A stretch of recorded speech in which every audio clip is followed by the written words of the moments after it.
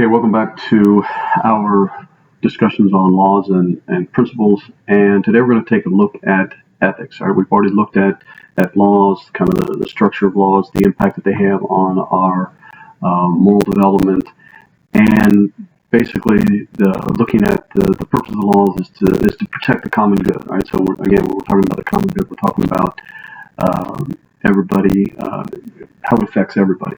The other thing that I want to, first of all, before we get started, to mention to you is that today is the day in which your projects are due on your deadly sins, and that you have your test tomorrow. Now, on this material, the laws and principles, we will probably have a test next week. I know we kind of gone through this faster than what we normally do with regard to tests being back to back, but we're on a kind of a time crunch here and a number of different little things that we have to do. So today we're going to take a look at ethics, and when we talk about ethics, ethics involves again a set of moral principles. These are things that are the guiding principles when it comes to politics and government.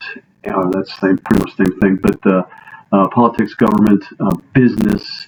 There's even the idea that there's a code of ethics that exists, say within education, and that's, to give you an example of that you should have been having interaction with your mentors within the last week or so, and the fact that Mr. Hydorn might have popped in on some of the Google chats.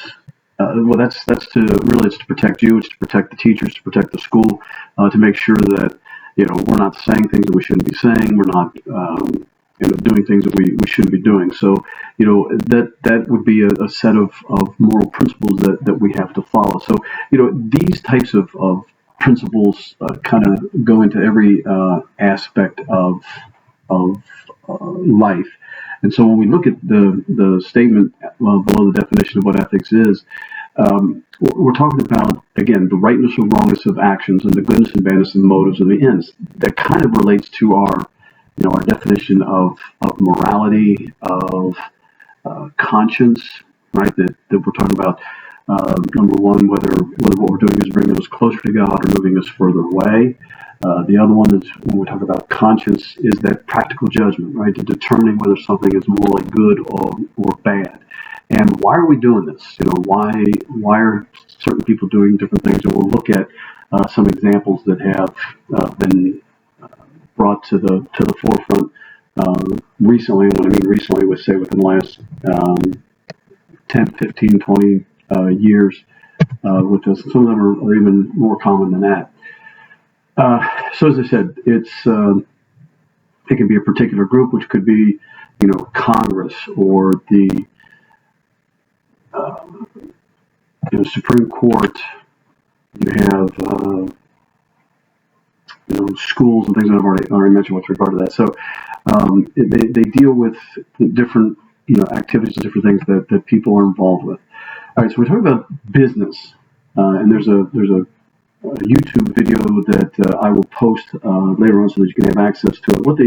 What the YouTube post is, it's an excerpt from a movie which was called Back to School, and the main character, Rodney, who was played by Rodney Dangerfield. You guys probably don't have any idea who he was. He was a comedian, and he owned a clothing store, and he had to go back and get his college degree, and he is in this business class, and the business professor is trying to show the practical way, the way that you would do it, the right way or the legal way of creating this business or building a factory. And Rodney Dangerfield, who is in the real world, is talking about the things that you have to do, and the college professor will talk about bribes and kickbacks and things like that. That's one of the aspects of business ethics, right? Obviously, the kickbacks and the bribes are wrong, and do they exist in society? Yes, they do, and it's kind of sometimes it's a sad commentary, but it's just kind of a comedic way of looking at some of these business practices. And it can't. Yes, it is overblown, but just to kind of give an example as to what we're talking about. Some of it could be with regard to research and development. One of the things I think we have to worry about with this COVID-19 is that obviously there's a great deal of research that is going on in trying to find a vaccine. And when somebody comes out, first of all, and said that they have developed this vaccine and that they are going to market this and manufacture this, the first company that comes out with the vaccine is going to make a fortune because people are going to rush to get this because we all want to get this vaccine so we can protect against the coronavirus. And so what happens if they fudge the numbers a little bit, or they don't talk about the side effects of the drugs that they were going to be using? It's like with the chloroquine that they were touting as a possible, I don't want to say cure or remedy or partial remedy to the coronavirus. President Trump was really pushing for this, and now they're kind of backing off on this, that it may not have really helped. I mean, obviously that there was a rush for that drug. So you got to make sure that you follow the rules, follow the guidelines, or as a result, people can get hurt as a result of it. Some of you may know something about Bernie Madoff. Bernie Madoff and his pyramid scheme. This was a business practice, right? It was an investment that people had sunk their life savings into, mainly actors and actresses, very wealthy individuals, and they lost everything as a result of it. And part of it had to do with number two up there, with benefits, the lack thereof. When we're talking about benefits, benefits could be dental, optical, retirement, medical benefits. And some of it, when we're talking about retirement benefits, some people are destined to just live off of Social Security. They don't have any type of retirement benefits. When Hillary Clinton was in the White House, I usually say that when she was president of the United States, but that was when her husband was president of the United States. She was really looking for this national health care plan, and one of her targets was Walmart, because Walmart really doesn't provide benefits for their employees, and they're generally hourly wage employees, and usually with hourly wage employees they don't have benefits. And again, when we're talking about benefits, it's health care, retirement, things like that. And so is it ethical for a company to do that? So that was her target with one of her political agenda to try to make sure that they provided benefits for their employees, especially since they were making a ton of money. When we talk about ethics, so this is a big one. This is one that is should be quite familiar with us in our lives within the last 6 months. Is kind of these ethical investigations. And we can talk about the impeachment of President Trump. Right, President Trump was accused of abusing his power when he wanted to have the Ukrainian government investigate Joe Biden, and his also dealing with his son and the oil company that his son worked for.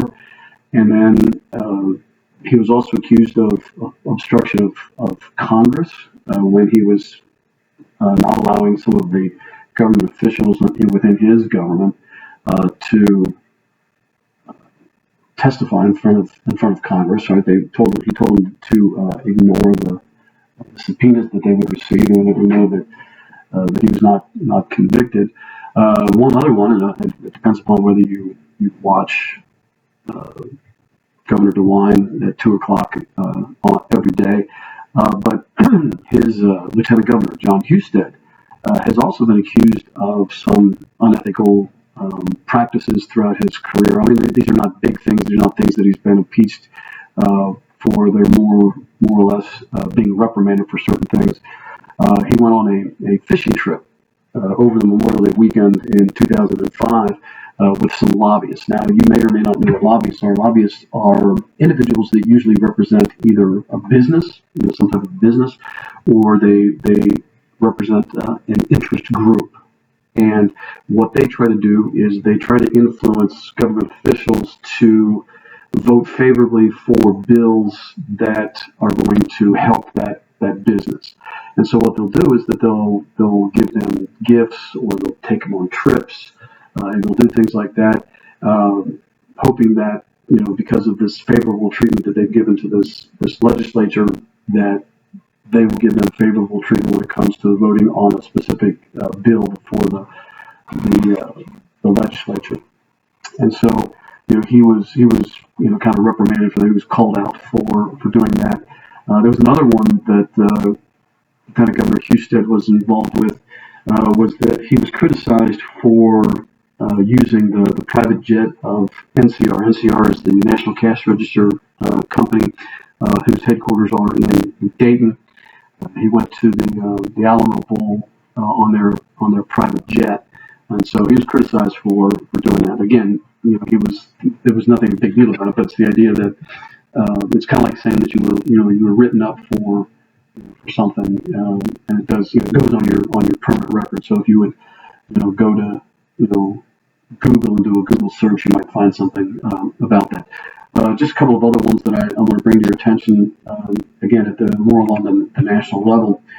When you talk about censuring a president, all right, basically that means, again, you're writing them up, you're bringing a complaint against them. And so President Bush, this was the second President Bush, was censured. And what that means that he was basically reprimanded because after 9/11, he kind of opened up the whole wiretapping situation where he kind of loosened the rules as to who could be wiretapped and who could not be wiretapped.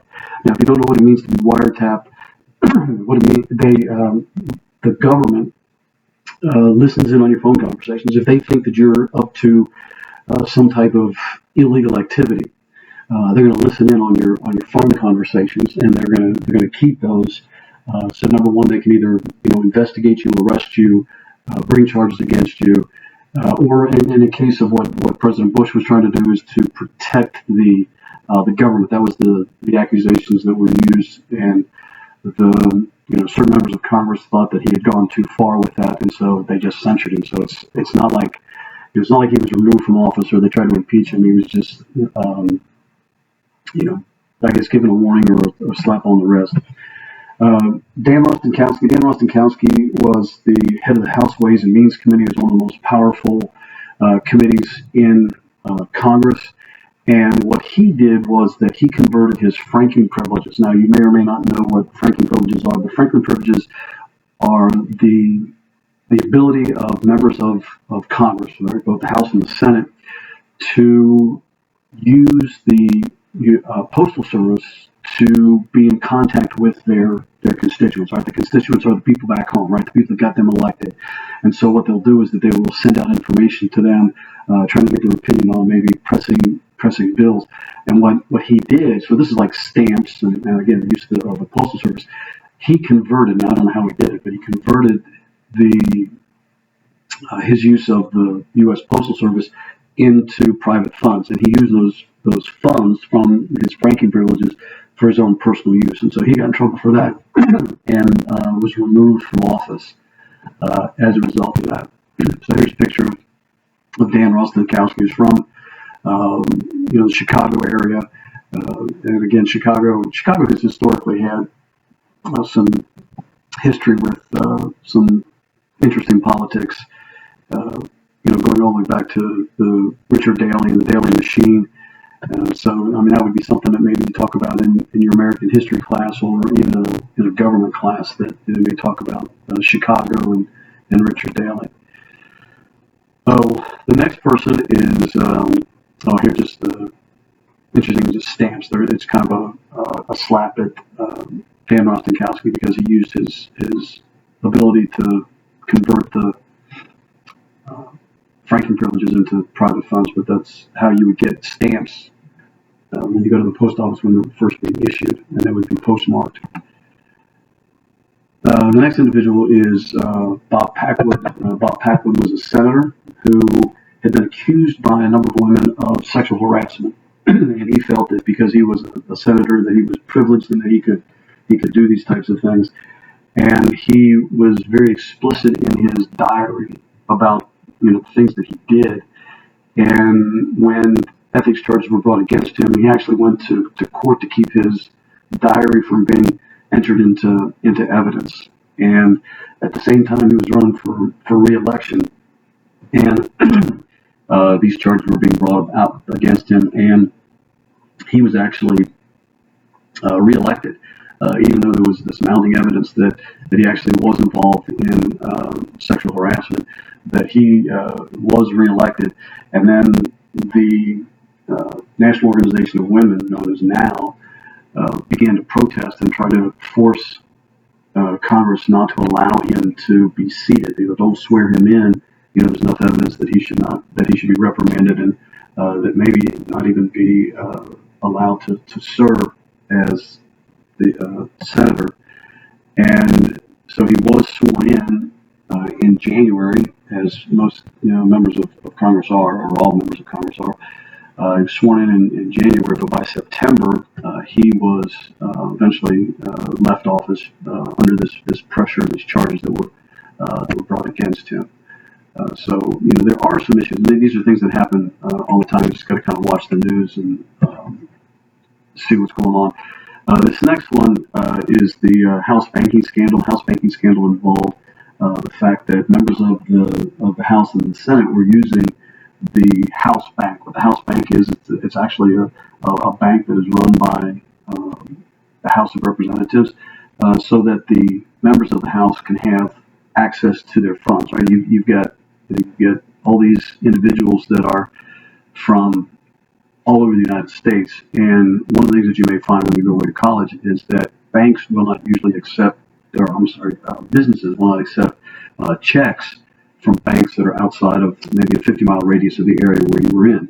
And so what would happen is that the members of the House would have their money deposited into the House Bank, and the House they could write checks off of this money that was there. And what happened was that some of these members of the House were continually writing checks on accounts that didn't have any money in them. And what made it even worse was that the bank kept paying the bills. Whatever check was written, they would send the money to whatever company that was being sent to. And so this thing exploded. And there were a lot of members of the House that were reprimanded. There were some that were actually removed from office, and criminal charges were brought against them. And there were some actually from the southwestern Ohio area. I will post information about both Dan Rostenkowski, Bob Packwood, and the House banking scandal on Moodle, so that you can kind of take a peek at that, as well as with the excerpt from Back to School. And one other one is John Tower. John Tower was the first President Bush's appointee to a cabinet post within his White House. And rarely do appointees get denied the office unless they find something, horrific within their past. One of the things about John Tower is people in the Senate didn't really like John Tower, and the Democrats controlled the Senate at the time, and they were trying to, I guess, show President Bush who was the boss, who was going to be in charge. And so when John Tower was nominated, there was a lot of investigation into John Tower and basically into his lifestyle.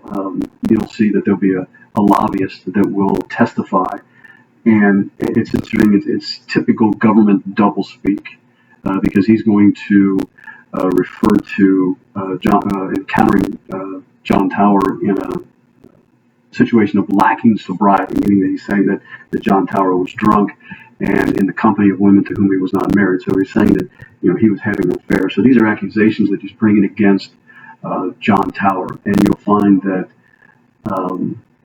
you'll have the minority leader of the House who will get up and speak and just wonder about the decency or really even the ethics that exists in the Senate. So, that video I'll also post so that you can take a look at it. It's a short little video that just kind of takes a look at that type of thing. So we are going to stop there because our next thing that we will cover will be medical ethics. That will be the next thing that we'll cover. We'll cover that obviously starting next week, and we'll go through that. So again, I look forward to seeing your projects on the deadly sins that are due today.